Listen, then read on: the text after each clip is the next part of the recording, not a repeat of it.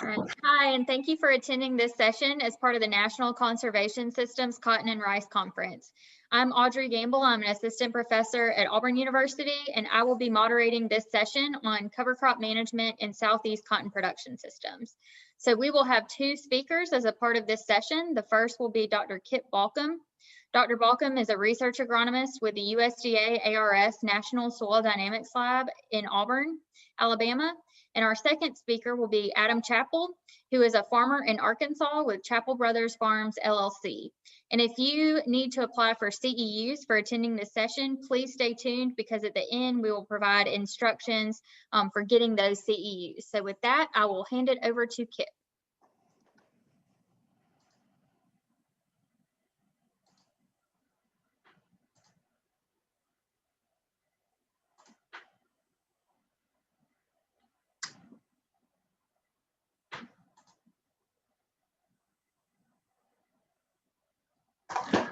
Okay, is that working there? Looks great.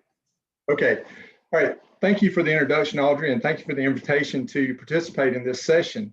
You can see based on the title of the session, we're going to focus on cover crop management. So I want to talk about how we utilize cover crops in the Southeast and really kind of share with you some of the challenges that we may have to overcome and hopefully provide some insight into how we overcome those particular challenges.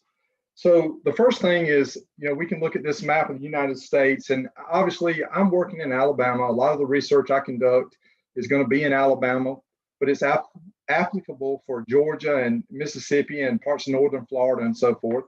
But the main thing I want you to see with this particular graph is looking at the soil orders. The dominant soil order in our part of the world in the Southeast is ultisols. Now, obviously it's present in other parts of the United States, but certainly all our soil types are going to be dominated by ultisols. And ultisols are characterized by very coarse textured soils. They're typically very low in organic matter, usually poorly structured. And as a result, they're just not fertile soils, not naturally fertile soils. And they have a tendency to compact and makes them very susceptible to erosion as well. So these characteristics are certainly made worse in a conventional tillage situation where we have no cover crop. Now, this is also combined with the climate that we have in our part of the world that is very high temperatures, high rainfall, high humidity. And all of that works together to basically decompose any organic matter or cover crop residue, if you will, or even cash crop residue that's remaining on the soil surface. If we take a look at these two pictures, I think it kind of illustrates the point about the high erosion potential. And I think you can certainly see generally these soils are going to be very sandy soils, as I mentioned, sort of coarse textured type soils. And you can see what happens when we get a very intense rain event. We're close to the coast, so we're certainly subject to tropical storms and hurricanes that move through. And it's not uncommon for us to receive a 2-inch rain event in say 30 minutes. And as a result, even though we get a lot of rainfall throughout the year, that rain can run off the field very quickly and never infiltrate into the soil where we can actually utilize it, where it can be utilized by the cash crops. So the way that we try to offset these factors with a cover crop is we want to try to grow a lot of biomass. That's really our goal. And you can see the gentleman standing in the background. We're talking about 6-foot tall rye biomass in this case. So we want to try to offset all that decomposition that can occur associated with our high temperatures and so forth. Now, obviously you have to manage this residue, but I'm not going to go into that detail. I'm just going to talk about how we lead up to this point and the management up to this point to achieve high biomass. But certainly growers have to become comfortable with managing this level of biomass as well, but that's going to be beyond the scope of what I'm going to talk about today. Now, as I mentioned, we grow all this biomass because we want to allow that residue to persist for a longer period of time under these intense conditions that decompose residue very quickly. But in addition, if you think about cover crop benefits, and I know everybody is familiar with this list, it's identified by cover crop users. In general, all of these benefits associated with the cover crop are going to be enhanced as that residue is increased, or that cover crop biomass is increased. So that's also another factor that comes into play. Now, when we're trying to produce these high levels of biomass, it really comes down to management. If you think about managing a cover crop, just because you plant a cover crop, it does not guarantee that you're going to get an adequate level of biomass. And I think everybody can relate to that. If you think about a cotton crop, just because you plant a cotton crop doesn't mean you're going to get 3-bale cotton or whatever. There's going to be management associated with that to achieve that level of production. And it's no different with cover crop biomass. So for us in our part of the world, one of the easiest things that we can do to try to enhance biomass production, or at least ensure that we achieve an adequate level, is to plant early in the season. I mentioned to you, we have a very warm climate, and that translates over into generally a warmer winter than a lot of other places in the United States. It certainly gets cold in our part of the world, but we don't have the duration of cold weather that, say, other locations might have. And typically for us, if we could plant a cover crop in, say, the 1st of November, that cover crop may grow all the way until mid-April before it's terminated. So you're talking about 5.5 months of growth to actually achieve a high level of biomass. Now, although planting early is one of the easiest things we can do to ensure we get an adequate level of biomass, it really contradicts with some of the number one challenges that growers mention when they talk about dealing with cover crops. Specifically, one of their major concerns is just the time and labor required for cover crop establishment. And that's obviously associated with, in the fall when they're trying to get their other crops harvested. And I think the tendency is a lot of growers will wait until they harvest their crop before they worry about trying to plant a cash crop.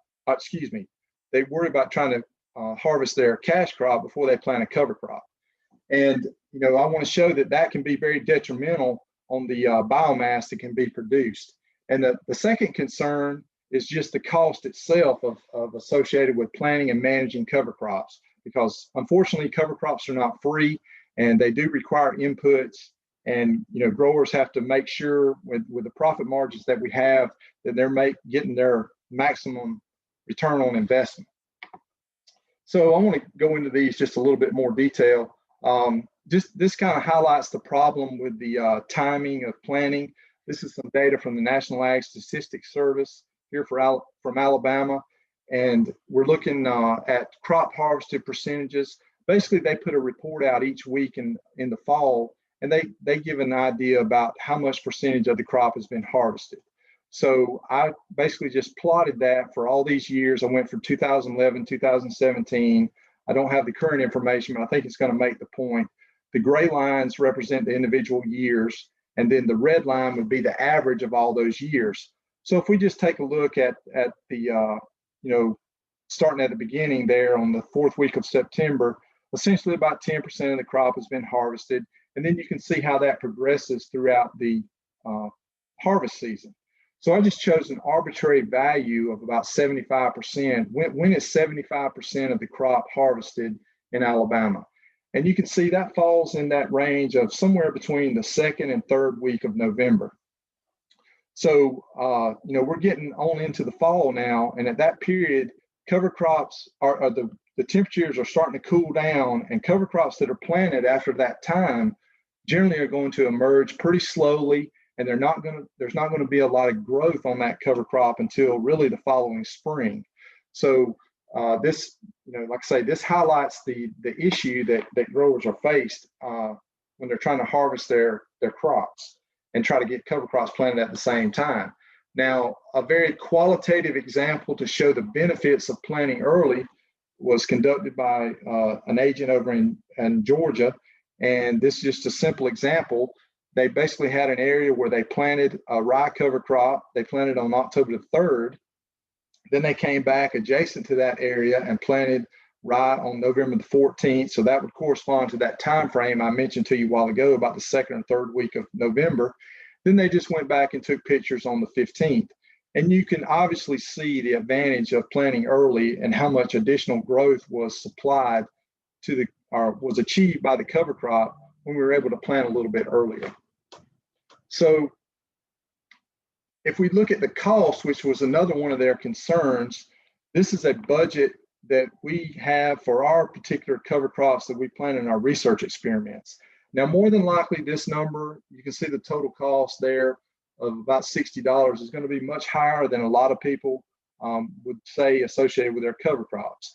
But this is based on seeding rates that we've achieved and prices that we've called around and obtained from our dealers, and then the trips across the field are associated with university budgets. And I'm not worried about if your numbers don't exactly match this at all. I really just want to focus on the components of the budget for right now. So if you have a cover crop, you're going to obviously have an establishment cost. You've got to buy the seed and then make a trip across the field to plant the seed. And notice in this case, we're talking about 90 pounds of rye, which is pretty high. We don't have any control over the cost of the seed, but we certainly can control how much seed we plant.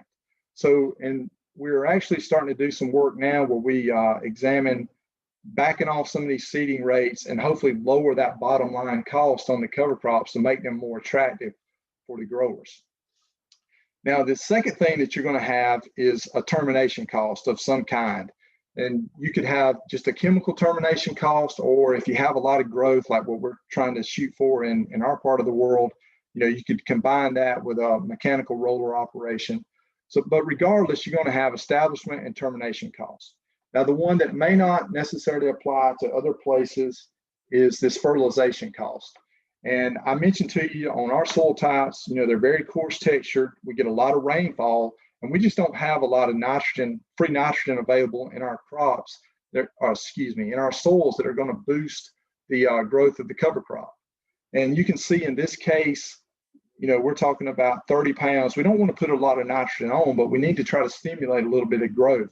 So for that 30 pounds plus a trip across the field, you're talking about, $19 an acre for that.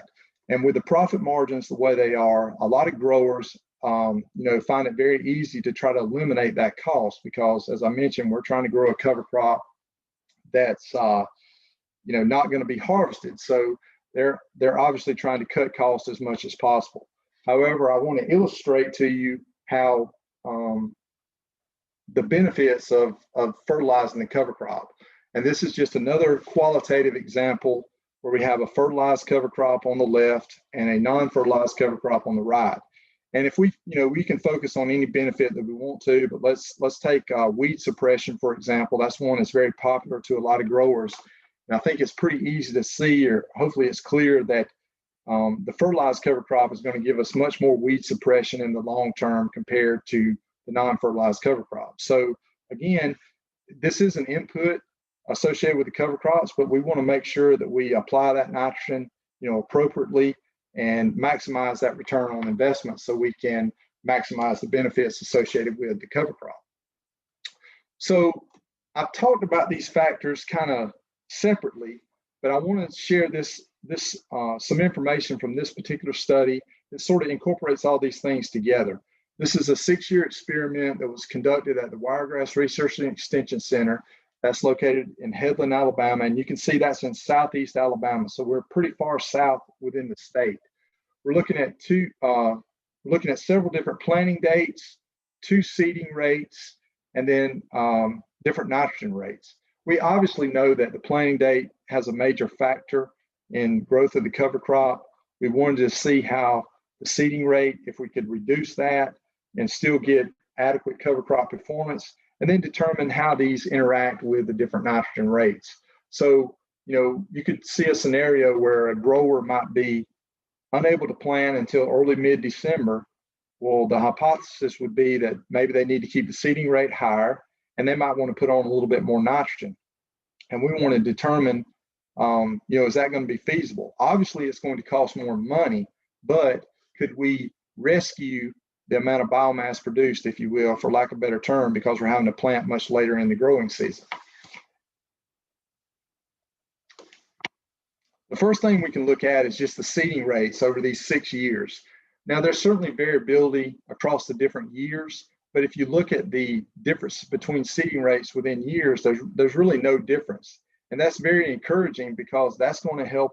That indicates that maybe we can lower that total cost associated with the cover crop by not planting as many seed, and then obviously hopefully make the cover crops a little bit more attractive to the growers from a cost standpoint, since that's one of their major concerns. So the rest of the information I'm going to show, I'm just going to average over the seeding rate since there was no difference. We're essentially just going to take that factor out of the equation here. If we look at this graph, this is the average of the planting dates and nitrogen rates for that particular location. And there's several things that we can see associated with this graph. The first thing is, notice the response to nitrogen for the first two planting dates compared to the last two planting dates. The earlier planting dates, we have seems like a very sharp increase in the lines. The slopes are pretty steep, and indicating that that cover crop was very responsive to nitrogen. As compared to the last two planting dates, a little bit more flatter lines. It didn't seem to be quite as responsive as the earlier two planting dates. The next thing to notice is the separation just between the planting dates themselves. We clearly see separation for the first two planting dates compared to the last two planting dates. And notice the orange line, which corresponds to the second planting date, that'd be early mid-November. That's in that time frame where I showed you about 75% of the cotton would be planted. So what it's telling me is, we really, to maximize our cover crop performance, our biomass production, we want to have that cover crop planted by about mid-November. And remember, we're in southeast Alabama, very far south in Alabama. As we go further north, that planting date is going to have to move up. So our time gets even more constrained as we move further north in the state. The last thing I want you to focus on is, let's say that we have that scenario that I discussed earlier where someone plants in early mid-December. They could theoretically have planted 90 pounds of seed to the acre and actually applied 90 pounds of nitrogen to the cover crop. And in that scenario, they essentially achieve the same biomass level as somebody that planted in mid-late October and didn't apply any nitrogen. So, that's a very telling story there, and we can actually put some numbers on that. I showed you the budget earlier, and we know how much the cover crop costs, whether we applied nitrogen or how much, and we know the biomass that was produced. So we can kind of get a sort of a normalized value of dollars per 100 pounds of biomass. And if we look at the mid-late October scenario with no nitrogen applied, it's about $1.40 per 100 pounds of biomass, as comparison to the one in early mid-December is about $3 per 100 pounds of biomass. So, much more expensive. And if someone had planted in early mid-December, just for a comparison, and only applied, a minimum of 30 pounds of nitrogen like we talked about, now, because they didn't produce very much biomass, that cost is up there about over $4 per 100 pounds of biomass. So, it's just very important to plant early, and I try to share this information with growers when they say they're not able to plant because of whatever reason.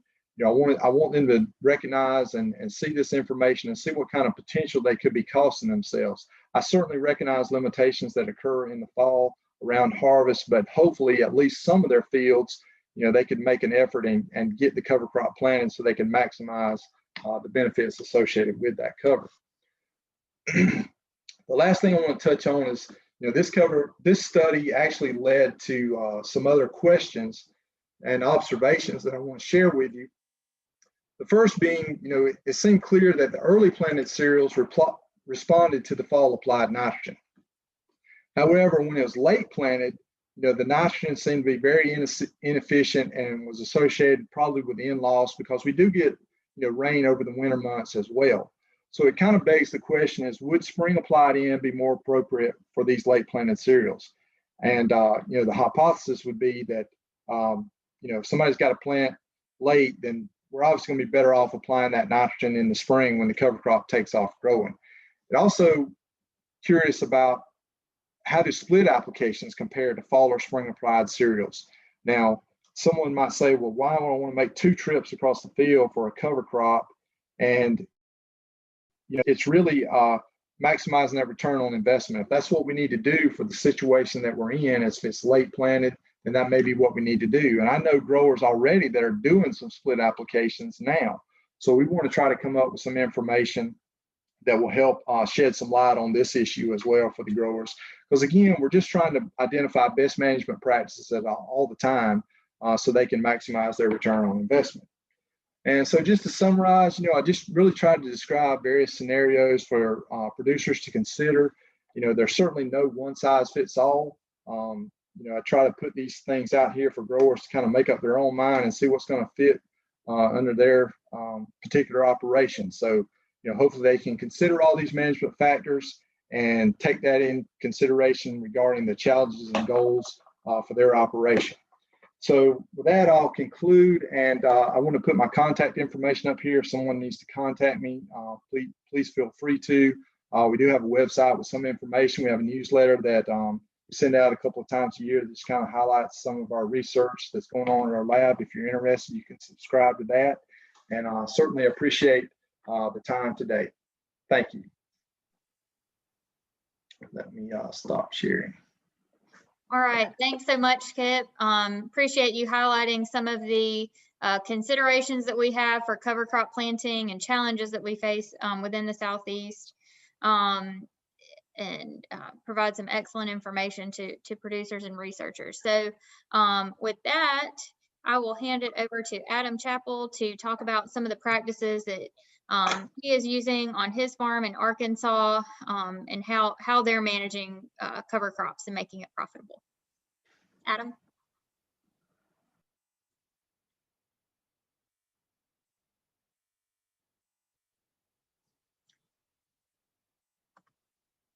All right, you're muted right now.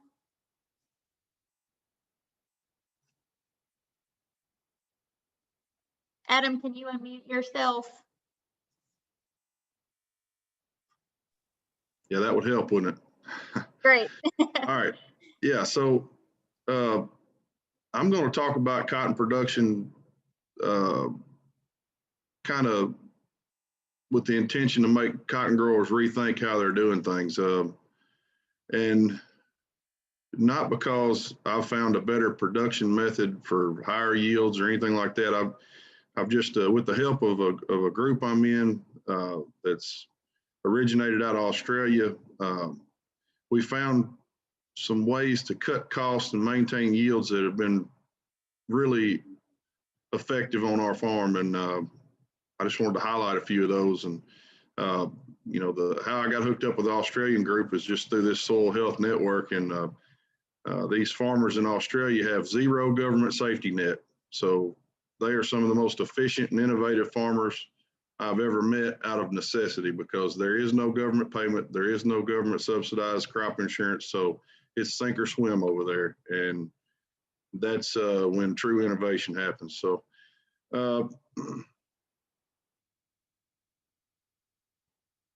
just a little background. My brother and I are 4th generation farmers in cotton plant. We farm around 8,000 acres there, and we kind of started experimenting with cover crops. We planted our first cover crop in the fall of 2009 and planted into it in spring of 2010. So through our journey and all our learning curves, our yields, our cotton yields have remained competitive with the area. I mean, that's a big deal because we rent most of our ground, and if we don't stay competitive, then somebody else will get it. So it's important that we maintain the same level of production that our neighbors do. The difference between us now and where we were prior to 2010 is we're making that same crop with about 50% to 60% of the budget that we once needed. So that's where the money making really happens. So I got a degree in botany from Arkansas State, and then I got a master's in entomology from University of Arkansas. So I tend to look at things through a different lens than most farmers. And sometimes it helps, sometimes it hurts, sometimes I overthink things, but I I kind of look at things scientifically. Just a little background on why we started down this road is pigweed. Kip talked about weed control and how important that is to some people. That's the whole reason they plant cover crops. Well, that's why we started. Palmer was eating our lunch. I mean, we were going broke fighting this weed.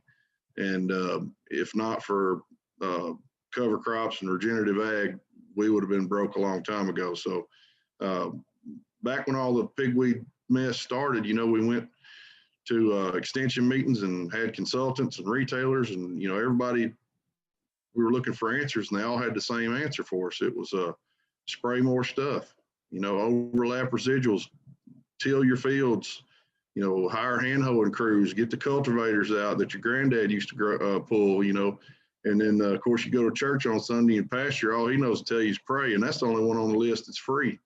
The rest of them cost money.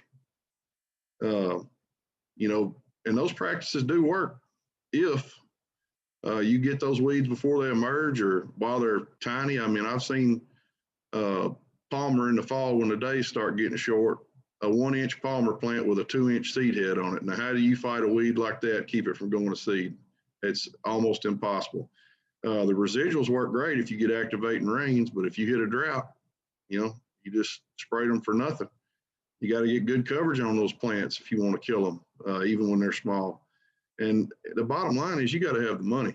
And, you know, with the amount of spraying and stuff we were having to do, hand hoeing and all that, we just didn't have it anymore. So, but, you know, it turned out to be a blessing in disguise. You know, adversity has the effect of eliciting talents which in prosperous times would have lain dormant. That is one of the truest statements I've ever heard. If we hadn't had our back against the wall, we'd still be doing things the same way we were, just barely, you know, squeaking by or losing a little bit one year, making a little bit the next. It was just a terrible treadmill to be on, and we're making our way off of it now because of this new farming practices that we're doing. So this guy, he had it figured out way back when. But in our search for answers, we turned to YouTube because nobody knew anything about cover crops down here back in 2009. I mean, you know, your papa might have planted vetch for the cows or something behind cotton or whatever back in the 70s, but nobody knew anything about cover crops down here. And so I started looking at organic growers and trying to figure out how they were controlling weeds because I knew they weren't supposed to be spraying. Well, 99% of them relied heavily on tillage, and I mean tillage every day. And that was a no-go for us. Tillage was a major problem, and we'll touch on that in a minute. But I noticed this guy, he was organic, and he was planting in this big green mat of stuff. I had never seen anything like this. I noticed several things about the video. I noticed it was June, and he was in Pennsylvania, and I don't know if they got pigweeds, but I know they got a problem weed. Everybody does. And he didn't have any. All he had was this green mat of stuff. And I noticed his planting equipment wasn't too special. Mine's not either. So that was a plus. And, you know, I just thought, well, we found the answer. We got to figure out how to do this down here in the South. So I followed his journey the rest of the year in 2009, and then we planted 300 acres of cereal rye. That was the first go at cover crops we had. So, but, you know, when you start doing something like this, you know, you talk to people about it and they all say, well, there's a reason it's done that way, son. You know, there's a reason we do things that we do. And I think that's a terrible way to look at production ag, because if you paint yourself in that corner, well, you're never going to get out of it. You know, you got to think outside the box, take ideas from other industries and figure out how to make things work, because we're not getting any help from big ag. I mean, they're squeezing every dollar they can out of us. So we got to figure a way to fight back, and doing it the way we've always done it is not working. So what changes have we made, and did we need to make? Well, we didn't do all these at once because we didn't know about them. This is a 10-year journey that we've incorporated all these principles, but we knew right away that we had to keep soil disturbance to a minimum. You know, every time we tilled, we would bring up pigweeds and it looked like a carpet. So we knew we had to stop doing that. And then everything I saw on YouTube about keeping the soil covered or armored was just that much more buffer you had between pigweeds and sunlight, and that is a good thing.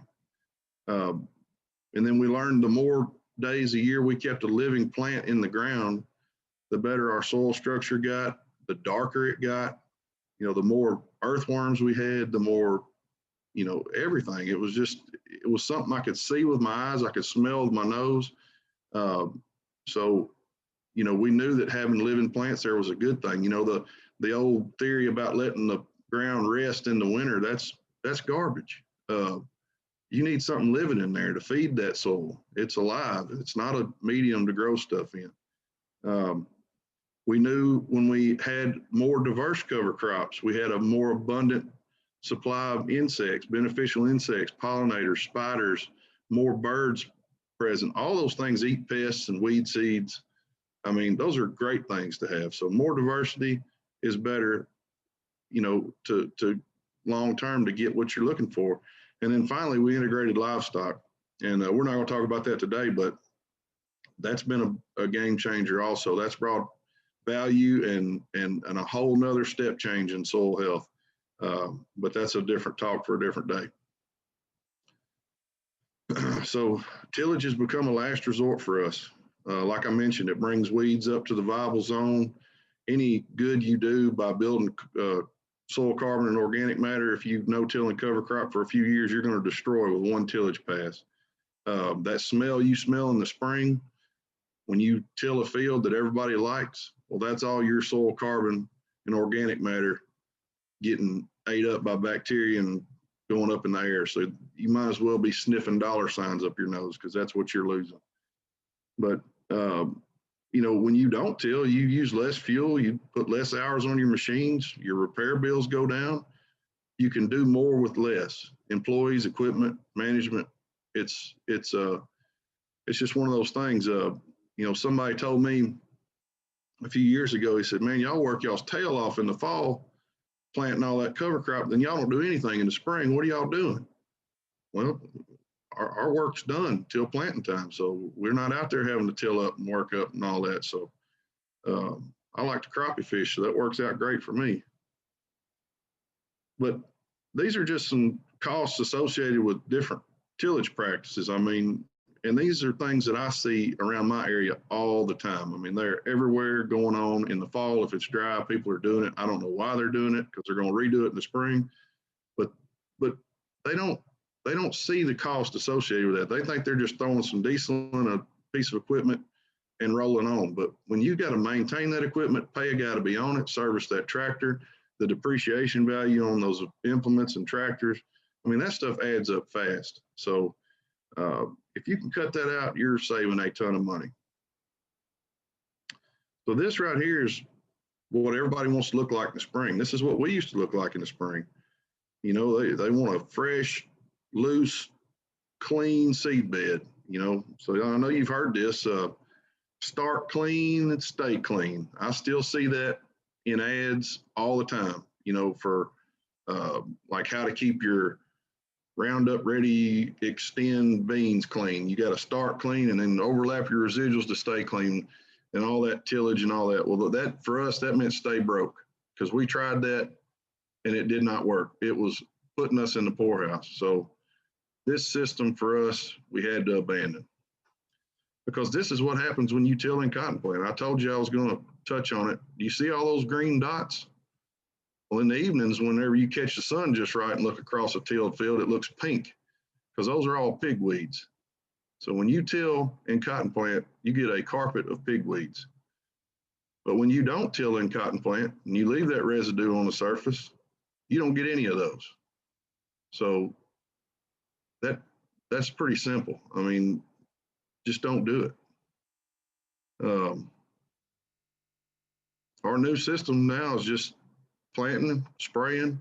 We clean our furrows out for furrow irrigation with a little tool we built. Our herbicide is just, our programs are fractions of what they once were. I mean, it's 30% of what it once was as far as budget and applications. So the cover crop has been a game changer in weed control. So The first thing you got to do is get it covered. I mean, just like Kip was talking about, we are right behind the combines. I mean, if everything's going right, the drills will be able to make a couple passes and then wait a while for the combines to get out of the way. That's how tight we are behind the combines. It is a priority for us. It is every bit as important to plant a cover crop on our farm as it is to plant the cash crop in the spring. So, you know, for the guys that say they can't afford it or don't have the time, think about all the things that you can cut out because of cover crops and apply it to the time and a little bit of money you got to use in the fall. I mean, it just, I'm not a mathematician, but I'm no dummy either. I mean, it works out pretty good. But Kip was talking about planting rates, and when we started, we were at that 60 to 90 pound range, and we found that on our farm, you know, we can plant cereals down around 20 to 30 pounds and still end up with the same amount of biomass in the spring that we used to get with the 60 to 90 pound range. The key difference is, though, underground. What happens underground when we plant at the very lower rates of the cover crop? The root mass on those plants is 5 to 10 times larger than when you crowd them all together. And that root mass underground is where all of the good stuff happens. I mean, it opens up doors that I didn't even know existed. So, Kip, I would encourage you to put some trials in down around 20, 25 pounds. But after you plant your cover crops, you just wait. We don't fertilize ours. We may not be as sandy as y'all are in Alabama, and we've got some residual nitrogen behind our crops, but we seem to get plenty of growth behind, you know, those lower plantings and without fertilizer. So, you know, this is kind of what we'll look like, you know, right now. I mean, just green. We are an island of green and a sea of dirt in cotton plant. Everybody else around us already run their vertical tillage tools and, you know, run their discs and all that, but all we did was run our drills. You know, we're planted up and green, ready to go. All we'll have to do is plant that and clean that fur out and kill it with herbicide. We'll be ready for the year. So that's what we want to look like midwinter, and this is what we want to look like at planting time. You know, I'm 6'3", and I took that picture. That was right about my chin. So, you know, I want to be preferably green, and I want to be big. You know, if we turn into a drought event, you know, forecasted, this is what the brown side is. We killed to preserve moisture, but still, it's big. And then with that amount of biomass, we just roll it down. You know, the cover crop is the key to the whole system. That mat we're putting on the ground provides extensive weed control, moisture retention, and then all the good things it does for the soil is reduced our fertility requirements by a tremendous amount.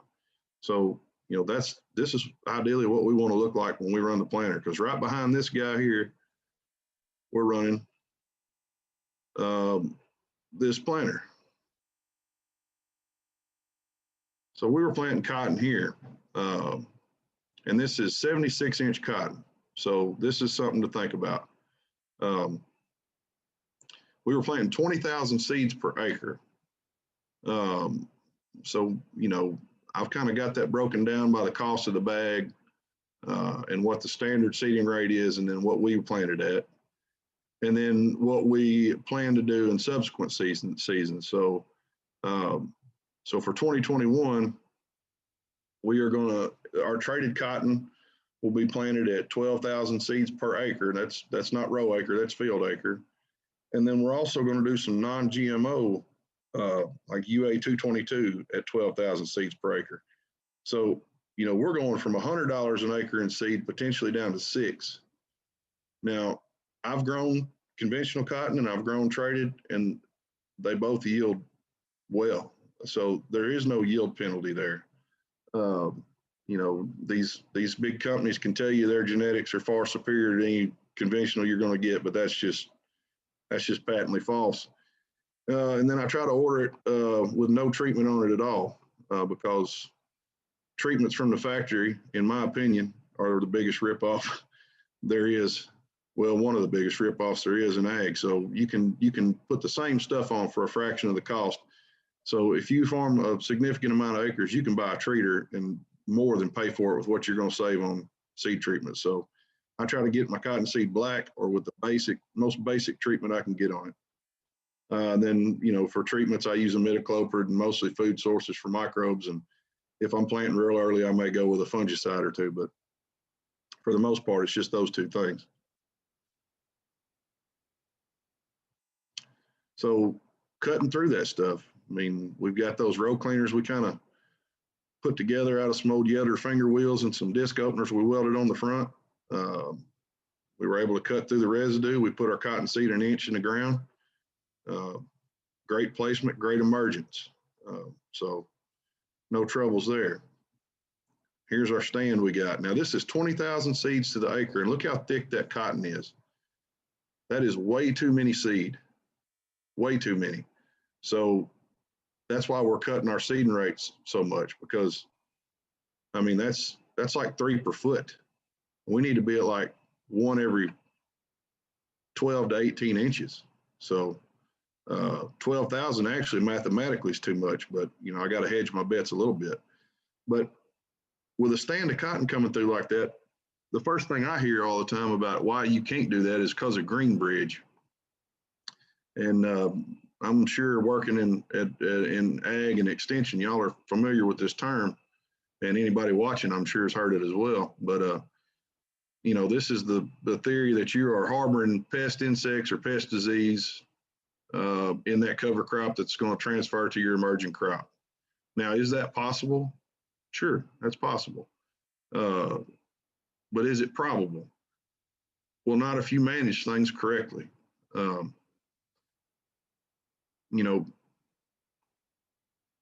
Predator prey cycles work the same everywhere. They work the same in the ocean, in the sky, insects, everywhere. You have to have prey before you have predators, and then the predators knock the prey down, and then they rebound, and so on and so forth. I mean, it works the same everywhere. So that diverse cover crop is excellent habitat for pests, yes, but also all of these predators and parasitoids and mammals and spiders and things that you are not going to get in a sterile environment. So if you build it, they will come, so to speak. So what we see on our farm, instead of this wave pattern, we see the lines, the green and red lines. We may have a spike in prey, aphids or army worms in our cover crop or something, but the predators are there, and they both populations will decline over time, and they stay low. It's just it reaches an equilibrium, and we don't have to spray as often as everybody else, and we document that. So last year, these were our state averages for sprays. 2.5 times for bollworms and 4.5 times for plant bugs. And I know guys that sprayed 7 and 8 times for plant bugs. We averaged across our farm 1.5 sprays for plant bugs. Now, do plant bugs just avoid cotton plant? I mean, I know it's not that nice a place, but do they go around it and avoid it? Or is there something else going on? I mean, I think the diversity in cover crop is what's attributing to this. And this isn't a 1 year off deal. This is every year. This is a consistent trend on our farm that's been this way for 4 or 5 years. So, I'm not just cherry picking. This is what happens. And it's because of this. I mean, plant bugs are heavily predated and heavily parasitized, but not if you don't have the predators and stuff available. But if they've got the habitat to be there, they're going to be there. They're going to take care of your problem for you. It's not bulletproof. They're not going to get them all. You may have to spray. We did, but we don't have to spray near as much as everybody else. And that works for any pest you find in cotton. Bollworms, aphids. I hear about slugs all the time. If you have a healthy population of caravid beetle, you're not going to have any slugs because they're like candy to them. So tiger beetles, ground beetles, they love slugs. So you just got to let nature do her thing. Now, fertility. Last year we put out 300 pounds of AMS. It ended up being about a month prior to planting. And that's because of the rains that we got. We were going out to be right prior to planting, but we got a month of rain. And anyway, instead of opting to put out more fertilizer, we just let the cotton grow and see what happens. So, and we haven't used any P or K since 2016. So our only source of fertility is AMS, and then our in-furrow, which has some micronutrients and primarily food sources for the microbiology in the soil. Those are the two things we put out. And then we monitor our crop through sap sampling. So if we have a problem with another nutrient, we can address that, but we don't apply it preemptively or for replacement rates or whatever. That's the further I get into looking at soil testing and nutrient availability and all that, and how much variability there is in 6 inches difference in the field, or 6 inches in depth, and then total available nutrients versus plant available nutrients because Malick 3 said so. I just have very little faith in that science currently. I think we are a long ways from done, but you can take a test on your tissue or sap and figure out what's going on in the plant. And that's what we do. So, I've got some soil test data there on the left, and then a sap test on the right. If you look there, that's the 300 pounds of AMS applied a month out, and we're at mid-bloom, and my NH4 levels are through the roof. I could not stop this cotton from growing. It took a 1.75 gallons of PICS through the season to shut this cotton down. So 300 pounds of AMS was too much nitrogen. P level through the roof, K in the high to optimum range, all the micros are there. I mean, it's just soil tests and those recommendations that come on those are a really good way to sell fertilizer. But over fertilization leads to problems. If you have excess nitrates, you're going to have increased pest and disease. That's well-documented science. That's going to happen. In cotton, you're going to have increased vegetative growth. And the last time I checked, you cannot take vegetative growth to the gin. It's just a problem. When you apply dry fertilizers in excess amounts, you destroy soil life, soil aggregates, all of this, decreased pH, all of this is well documented in science. Why it's ignored, I have no idea. But you can also cause deficiency symptoms by over applying. I did a field day a couple years ago, and I had a farmer from Mississippi there looking at my wide row cotton, and there were no deficiency symptoms in that cotton. And he asked me how much potassium I was having to put out, and I said, well, I hadn't put out any since 2016. And he didn't believe me. He was putting out 200 pounds a year and still showing deficiencies in potassium. And that's, in my opinion, I didn't go look at his field, but also documented in science, over fertilization will prune or leave your roots undeveloped. And if you have undeveloped roots, you're not exploring your full soil profile. You're not taking advantage of what's out there. And if all your soil life is dead because of over fertilization, you're not mineralizing any nutrients that's in that soil. You're just not. So you're leaving so much on the table and spending money unnecessarily. There is a better way. So rooting growth and depth, and that is the key to everything. I mean, our plants, we pull 6-inch soil samples is the recommended depth here in Arkansas, and I'm assuming it's similar in other parts of this southeast region. So that soil lab is making the assumption that your roots are only going to pull nutrients from the top 6 inches of soil. Well, we are finding roots well below 30 inches on our crops. So we are exploring a huge amount of soil profile that's not accounted for in a regular soil test. But rooting depth gets bigger and better.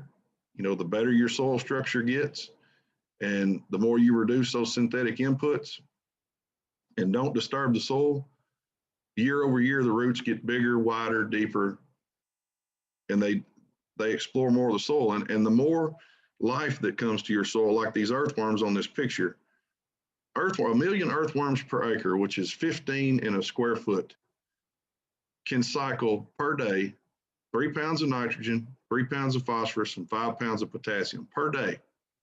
So that's 15 per square foot. On our farm, we run about 8 to 12. So we're almost there. But we are getting a steady supply of plant available N, P, and K just because these worms are eating residue in soil and then letting it go out the back end, and that's plant food. So the soil and the life in it can do so much for you.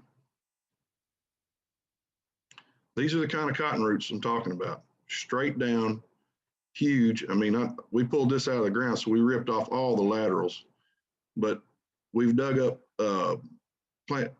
we've done soil pits on the farm. We found soybean roots, cotton roots in 44, 46 inches.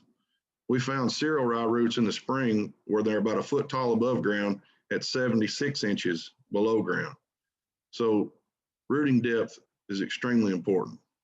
But, you know, a wide cotton plant doesn't need a lot of vegetative growth to put on a lot of fruit. You know, this is an ideal cotton plant. Stacked nodes, tight, not a lot of vegetative branches, lots of fruit. You get that when you don't over apply nitrogen. Another thing that's provided huge savings for us is irrigation. We've reduced our irrigation because we're rooting deeper and because we're not losing moisture to evaporation. It's going through the plant, you know, transpiration. So we're using the water that's available in the soil and we're holding more of it just because of all this residue. You know, the sun doesn't cook it out of the soil. So, you know, I've got a video here that kind of demonstrates that. If it'll play, there it goes. So a little context here, I was checking to see if I needed to spin the pivot on this cotton because it had been hot and dry. So I raked my residue back and I could still make a wet ball on top of the soil, but I take 10 steps to my turn row, you know, where we drive equipment and there's no cover, and that soil is hot and it is dry. So the only difference there was about 10 steps and 3 inches of residue. So if that doesn't show you how much moisture retention that these cover crops can give you, I mean, I can't help you. That's pretty eye-opening to me. And then infiltration rates have gone up tremendously. I know we're in a cotton talk and this is corn, but this is an ideal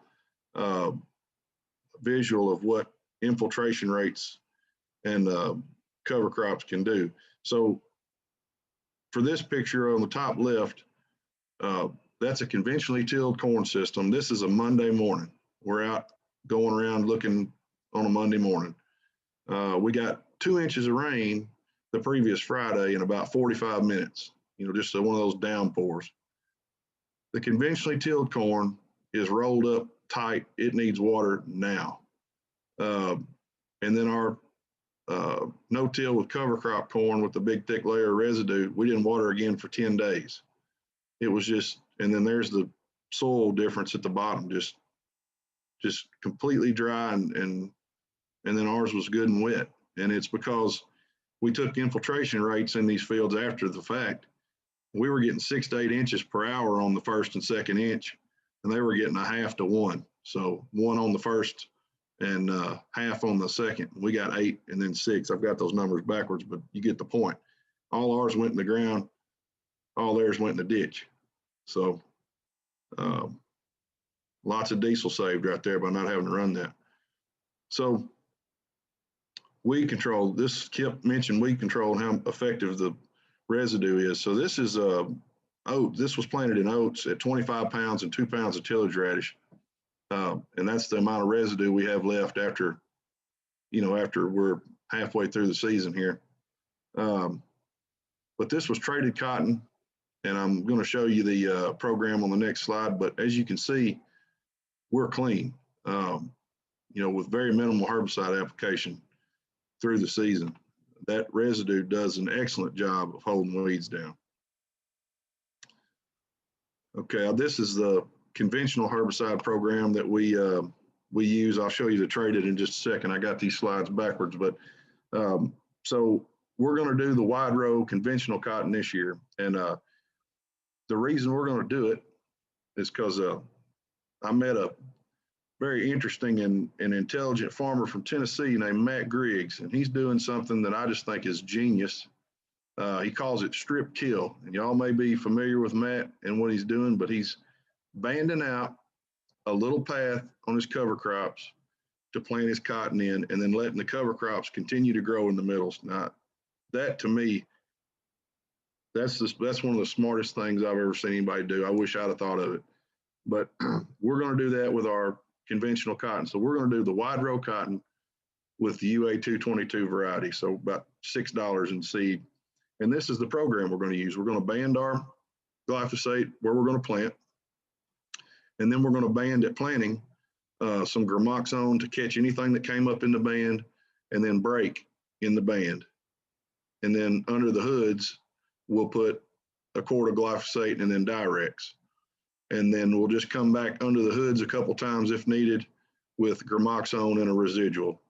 If we need to band, select, or staple in the where the plants are, you know, we will have the ability to do that. But the idea is to get the cotton up and moving fast enough that it shades that small band, and then you rely on the cover crop residue and your hoods to be able to control the weeds in the middles.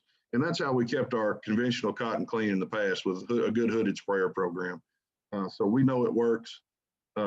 This is just going to be a little different. Going to allow us to plant our cotton a little bit earlier and still get the amount of growth on our cover crop that we want. Now back to the traded version that we've already done. This was the entire program for the year. We used a quart of glyphosate about 4 days prior to planting. And then at planting, we used 24 ounces of gramoxone and 1.5 pints of Direx. And then it took 2 more shots of glufosinate and dual to keep it that clean all year. So, you know, very minimal cost, $38 plus whatever it cost me to run my sprayer. That is a third of what we used to spend on herbicides. And that is not an exaggeration. That is, it just blows me away every time we do this, how much smaller our herbicide bill is from what it used to be. And then here it is, the end of the season. I mean, that 76-inch cotton almost lapped those middles. Cotton has an unbelievable ability to fill space. It just needs time. It just needs time, and you take care of it, and it will flat produce.